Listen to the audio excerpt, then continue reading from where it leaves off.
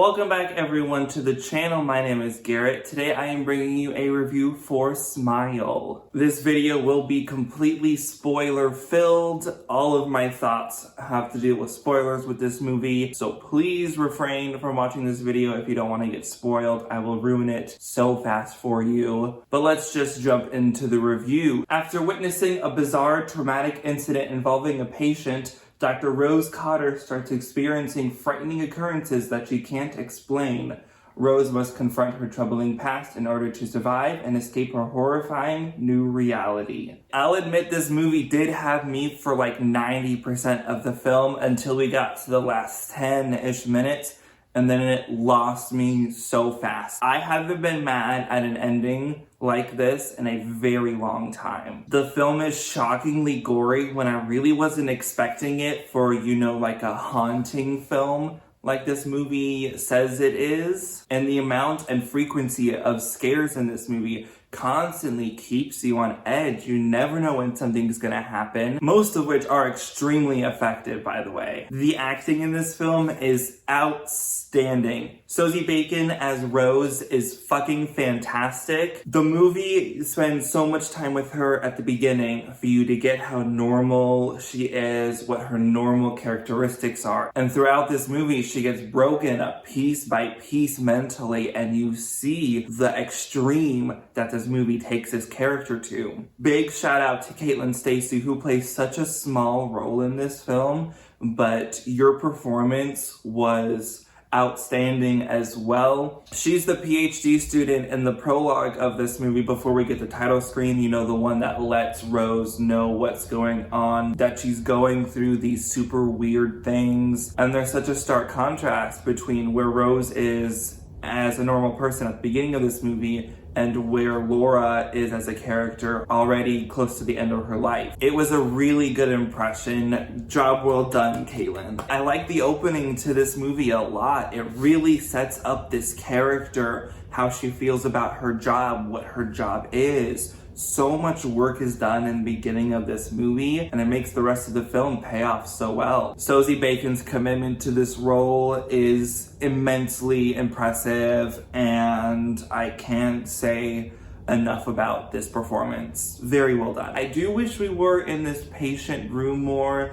All of these blue walls. I love that color blue, by the way. This room does make the opening of the movie feel like a short film on its own, and it's so colorful compared to how monotone and bleak the rest of the movie is. My favorite camera work in this movie, though, is how it decides to make the camera go upside down, especially in these huge wide shots of the city we're in. It makes the city be at the top of the screen, and maybe a third to a half of the screen is the sky below it, and that amount of empty space at the bottom of your screen is so unsettling to look at. That really put me on edge. Hopping into some negatives, though, I don't really like any other characters outside of Rose and Laura. They are annoying. The way they talk is super weird. I guess her ex-boyfriend is an interesting character, but the movie doesn't get a lot to do with him. He doesn't get a lot of depth himself. He's kind of just there to help her out. There is a sense of care that he has for her coming back the next day,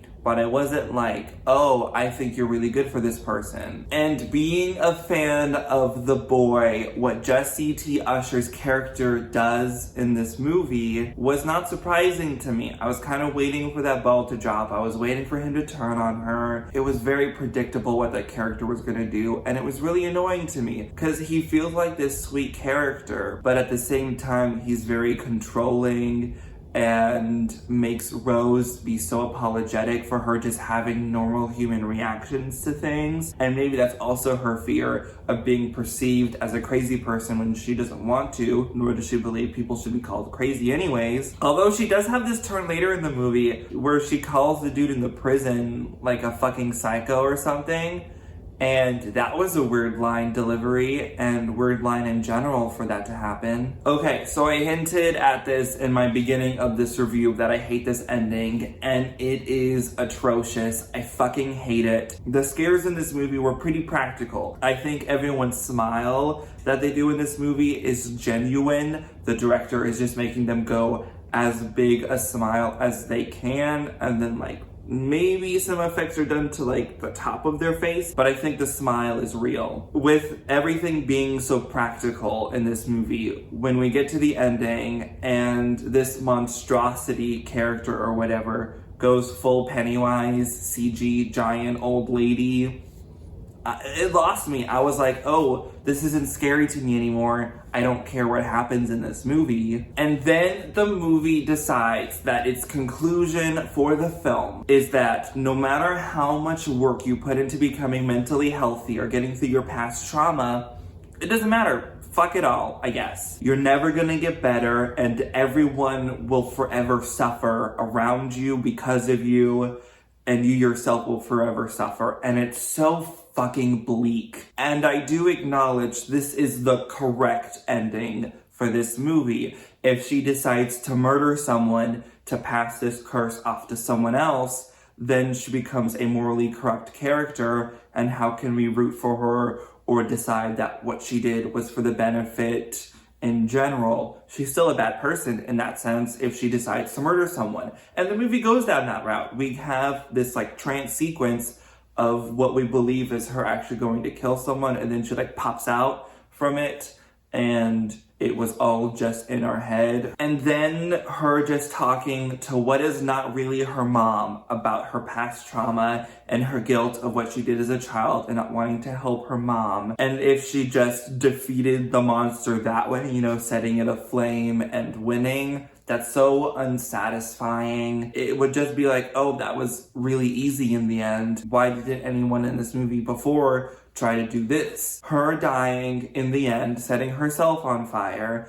and passing the curse off to someone else is the correct ending. I didn't like it though. I feel like when you have your main character be someone who works in the mental health industry, whatever job she has at the hospital that she works at, she is there for those that are not mentally fit. And this whole storyline of her getting through her trauma, getting through what she did with her mom and those around her, and it's just bleak, as I said. The movie never decides, hey, we got through it. She technically does get through it, but it doesn't help or anything. So it's just like, why did we go through this? What was the point if we make these moves to get this character in a better place?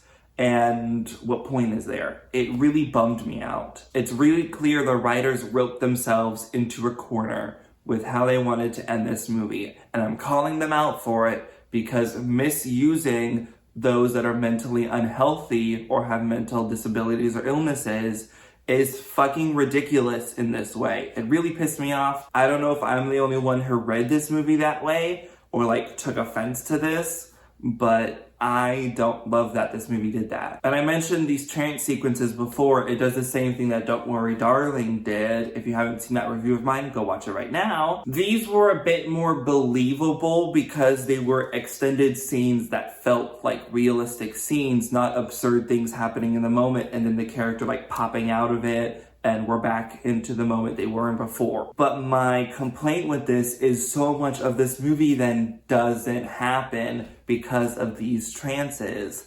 And the ending, it makes sense that she believes she gets through it. We get to her ex-boyfriend again. She explains her feelings about her past with his ex-boyfriend. And there's like another conclusion there with her character. But the stuff in the middle of her killing someone makes more sense. There's like, she forgets time in some cases, and I just, I'm a little annoyed by it. It's not a huge gripe, but it's just a little annoyance with this movie. I think it's really weird that they show us Holly's kid reacting to Rose in her car when she's like freaking out and like being all angry and mad after the whole bendy neck scare, which by the way, oh my God, that got me so good. That was so scary and terrifying. I liked the receptionist lady's I'm single joke. Nobody really else laughed at it in the theater, but knowing that this is like billed as a very scary, jumpy movie, I was impressed and glad there was a slight bit of humor to it. It just puts you back into a good mood after what happens with Laura and her killing herself in this movie. The editing of this movie is perfect. That's the best thing about this movie, is like the technical quality of it.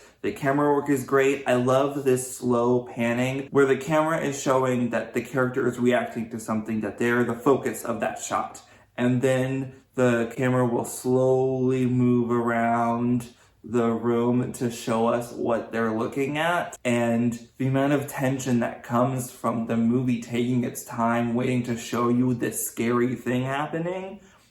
I loved it. It was great. Big points to this movie for doing that. The suspense right there was breathtaking. I liked the mystery aspect of this movie, that there was something to keep the plot driving forward. Lots of guessing where these characters were gonna go. I enjoyed that part of the movie, like this mystery of like me in my head trying to figure it out, but at the same time getting those thoughts interrupted by scares so I don't have time to fully make a complete thought. That was a great job with what the movie did. So Smile is a perfectly good popcorn horror movie. It gives me the vibes of in college watching these suspenseful, supernatural, scary movies with friends. You know, those like The Conjuring, Insidious. Lots of jump scares, a good plot to keep it going forward. But if you think about it too much, the movie just isn't that good. Outside of a few characters, the rest are pretty annoying, but the movie just never reaches a satisfying conclusion. I understand that it makes Rose a more tragic character, but I just left the movie theater feeling so empty and lost, and like, it put a bad taste in my mouth. It really has a bad aftertaste. So I'm gonna give Smile a 7 out of 10. It was a 9 out of 10 for a while until we got to those last 10 minutes, and that just made me dislike the movie as a whole. So what did you think about Smile? If you've seen it, let me know in the comments down below. If you liked this video, give it a like. Thank you so much for watching this video in general. And if you want to see more that I'm making, please hit subscribe. I would love to see those numbers start going up, since I'm making a lot more videos. You know, a little bit selfish, but makes me feel good about what I'm doing here. And I will see you all in the next video. Bye-bye!